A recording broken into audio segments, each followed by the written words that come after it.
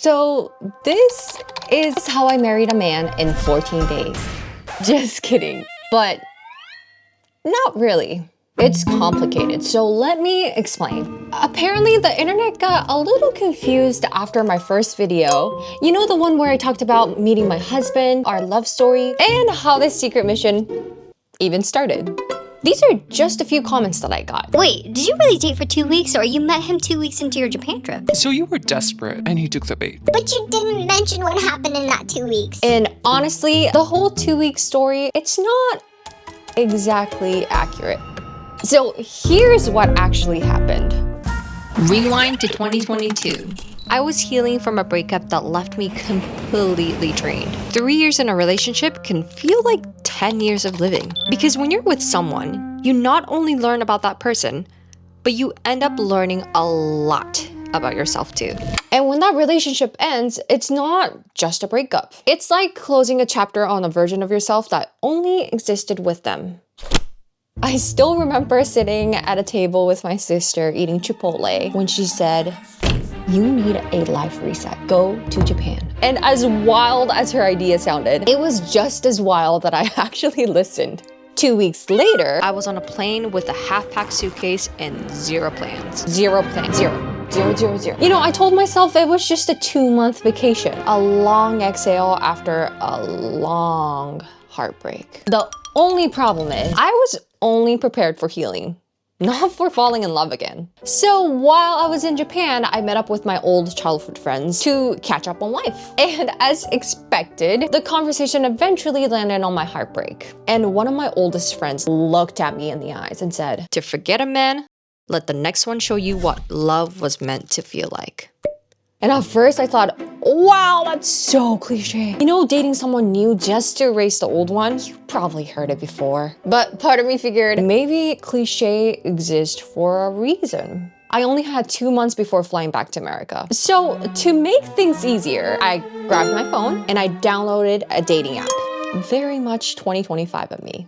Now that I think about it, life is so strange. In those couple weeks, I went on a handful of dates. And my husband was the very first person that I ever messaged on the app. But somehow, he was the very last person that I actually got to meet in person. So 14 days into being on the app, I finally met him. He wasn't flashy or loud, just calm, reserved, and very confident. The kind of presence that suddenly makes even Tokyo with its 14 million people feel smaller.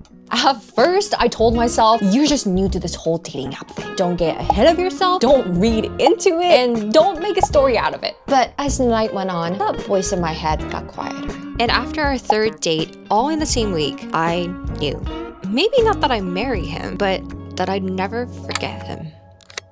As my 2-month trip was coming to an end, we went on a few more dates, took a few short trips together, and soon we made it official. Boyfriend and girlfriend. And not long after, I flew back to America.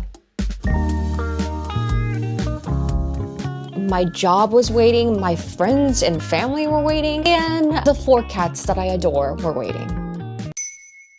Well, at least some of them. I could have changed my mind and stayed in America. The smell of my hometown, the glacier mountains, the evergreen trees, everything about it was a reason to stay. After all, America is my home. But let's just say the time that I spent with them wouldn't let me. So I gave my workplace a 2 weeks notice. Very proud of me for doing that instead of just flying out, being a bye Felicia. And I said goodbye to everything I've known. The house that I lived in for 25 years, and the car I almost bought, and the life I almost stayed in. Then I booked a one-way ticket back to Tokyo with no plans, no income, but with a heart that somehow felt completely sure. And when I say no plans, no income, that was literally it. My previous job was at a dental office, so working remotely across Pacific Ocean wasn't exactly an option. No safety net, just a small savings that I set aside for Tacoma Toyota that I was planning on buying. But my husband offered a place to stay, so I said yes. I took the offer without hesitation. You know, I was great at planning strategies for finding a man on a dating app, but life? Absolute type B chaos. And after I got back to Tokyo, we promised each other 1 year, a grace period. It's not an engagement and it's not a guarantee, just time. Time to see if what we felt could actually survive real life.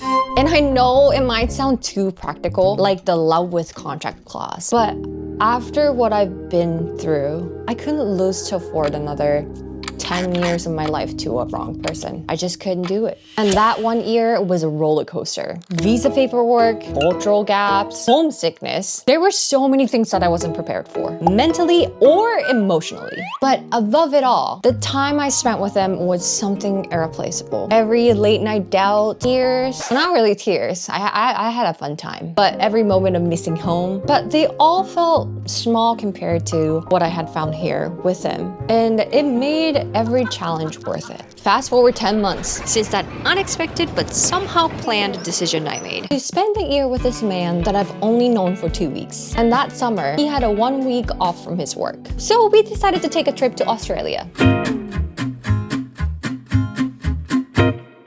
It was our first international trip together, and I had this strange mix of feeling of excitement and nervousness.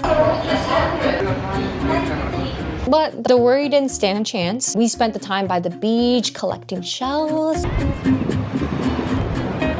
ねえ、こんなにいっぱいあるんだね。わお、肌色。Wandering through the cities that we've both never been before.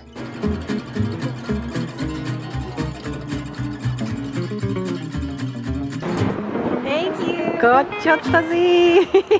And driving along the Gold Coast. 緊張しております。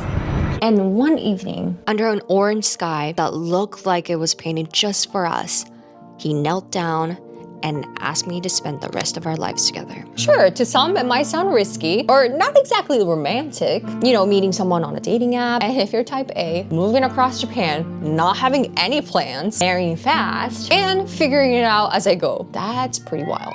But I didn't do it just because I needed someone to fill a void, or because I needed the title of being married. I did it because I knew exactly what I wanted my life to feel like. So no, I didn't marry a man I met in 2 weeks, but I did make that kind of choice that changed my map entirely. And somehow that decision I made in 2 weeks led me right here, to this man, to this life, and to this secret mission.